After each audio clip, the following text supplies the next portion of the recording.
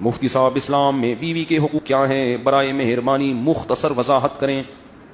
پہلا حق یہ ہے کہ اس کو کے لیے مناسب گھر کا انتظام کرے۔ سمجھتے ہو؟ جس طرح کا گھر اس نے اپنے خاندان میں دیکھا ہے، آپ کی آمدن بھی دیکھی جائے گی اور اس کا خاندان بھی دیکھا جائے گا، تو اس کے حساب سے مناسب سا اس کو گھر دیا جائے، گیس بجلی کا بل دیا جائے۔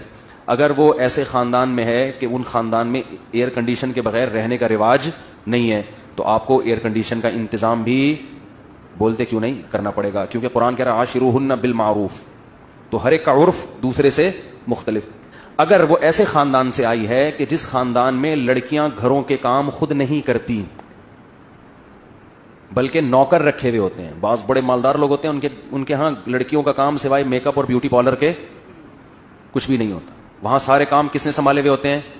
خادموں نے، نوکروں نے، اتنے اونچے خاندان ہیں، تو پھر آپ کو اس کے لیے ملازم کا انتظام بھی، آپ اپنے حقوق، اپنی منہ سے آواز نہیں نکل رہی، شادیوں پہ بیان کرتا ہے سارے نعرے، اگر ان کے گھر میں رواج یہ تھا، اتنی اونچی فیملی ہے کہ بیویاں شوہروں کے لیے کھانا بولو نہیں پکاتی، بلکہ شوہر کے لیے بھی ملازم اور بیگم کے لیے بھی باہر سے، یہ سسٹم تھا، تو پھر آپ بھی اس سے کھانا بولتے کیوں نہیں پکوا، لیکن نارملی ایسا ہوتا نہیں ہے۔ دوسری بات یہ کہ اس کو ٹارچر نہ کرے، ذہنی ٹارچر کا مطلب یہ ہوتا ہے بات تمیز سے کرے۔